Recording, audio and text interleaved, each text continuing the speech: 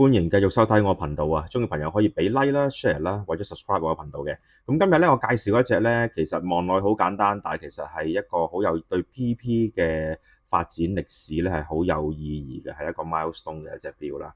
咁就係6119嘅 G 咧，隻白金啦。咁呢個係近代嘅款啦。咁其實呢一款咧，呢一隻即係6119咧，其實追溯翻咧佢嘅祖先咧，就睇翻其實喺對 PP 嘅發展歷史咧，就佔住一個好重要嘅地位。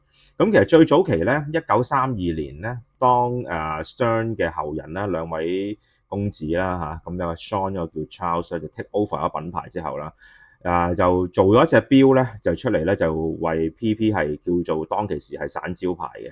咁就嗰個型號叫96啦。咁其實因為20幾年嗰陣時咧經濟大蕭條，咁3幾年咧接手咗咧就一定要做啲特別嘢出嚟。咁但係佢嗰陣時嘅特別嘢咧，因為當其時咧係好興Bauhaus 嘅設計嘅，咁全部嘢都係走簡約路線啦，咁就做嗰隻96型號96嘅錶出嚟咧。咁當其時個口碑非常之好嘅，亦都斷定咗 PP 嘅品牌地位啦。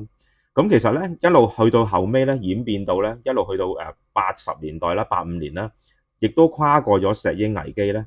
其實 PP 咧就做咗3919，亦都係第二代啦，等於係。咁第二代咧，佢就加咗個元素啦，就係今日我哋見到呢個有啲窩釘咧、菠蘿釘啦，唔係窩釘，啲菠蘿釘啦，叫 hobnail 嘅設計啦。咁其實成隻錶走簡約路線嘅，就算嗰陣時3919，咁但係隻錶當其時，你80年代當然係做一隻細啲嘅 size 啦，33.5，但係佢都係 sell 薄嘅，厚度咧只不過係6.5mm 啫。咁後期再接任落去咧，就係有去到2006年嘅5119啦，咁都係做36mm。就再大咗啦，咁仍然係保留依啲依啲窩釘依啲菠蘿釘嘅依啲 hobnail 嘅設計落去嘅。咁一路去到2021年咧，就到我呢隻6119去接替啦。咁亦都係其實一路傳承落去啊，可以話係將個設計。咁當然啦，之前嗰啲代數咧，佢就用羅馬字啦。咁菠蘿釘亦都係保留嘅。咁但係咧，今次6119咧，佢就保留翻咧，用翻96嗰個 lug size 嗰個 lug 嘅設計。之前就改咗嘅，即係5119就唔用嗰個設計啦。而家6119咧要用翻96嗰個設計。咁成隻錶就39mm 嘅，加到去39mm。咁個厚度咧都唔厚嘅，8mm 嘅啫。咁其實呢隻錶咧，我21年嗰陣時咧，我記得個定價已經係20頭到啦。咁好多人都當係一個好基本嘅型號，其實唔起眼嘅，因為個個將啲焦點咧都聚焦晒落去Nautilus 啊、群樂5711、5712。咁其實咧，真正其實呢一隻錶喺PP 嘅 milestone 裏邊咧，我覺得其實係一個好重要嘅延續嚟嘅。咁配翻手上鏈機芯啦。咁今日呢隻咧就特別啲嘅。咁因為其實佢本身係跟個針扣。咁其實今日呢隻咧，佢就上一手嘅錶主咧，就將佢upgrade 咗，變咗一個白金嘅我哋叫花扣啦。咁其實呢啲花扣呢啲接扣咧，其實都唔平嘅。呢啲其實如果你去 PP，我諗你去訂翻呢個扣咧，我諗大概應該今時今日加上金價又咁貴咧，我諗2萬零3萬蚊應該都好基本啦。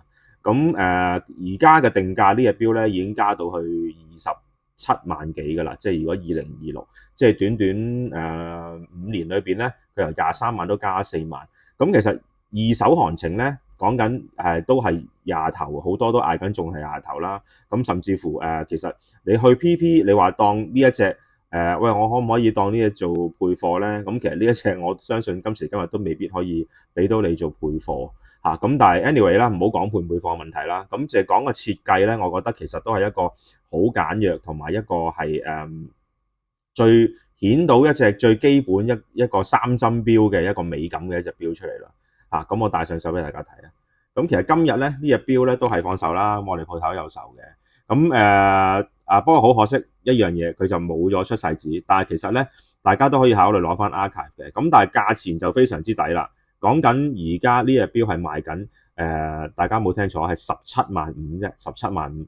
咁17萬5其實大家都要加埋呢個因素喎。其實你諗下，原本嗰個針扣可能都8、9千蚊啦，即係 whatever 我都唔記得幾多錢啦。咁其實呢個扣都2萬幾蚊啦。咁要扣翻呢個扣出嚟，呢隻錶係完全唔使17萬就可以買到一隻當代 PP 嘅一個經典型號咯。咁我覺得咧呢隻錶其實尤其是個灰面啦，個灰面，因為其實佢有兩個版本嘅，佢有做紅金版本，紅金版本就係6119R 啦，咁呢就619G 啦。咁佢配咗灰面咧，其實個印刷咧都係其實算唔算鬼面咧？呢啲因為去到一角度都係睇唔到 PP 嗰個字嘅。咁我 anyway 啦，呢個題外話嚟嘅都係。咁我自己覺得就非常之抵啦。咁希望大家中意啦。今日推介一隻PP 嘅6119，多謝各位收睇。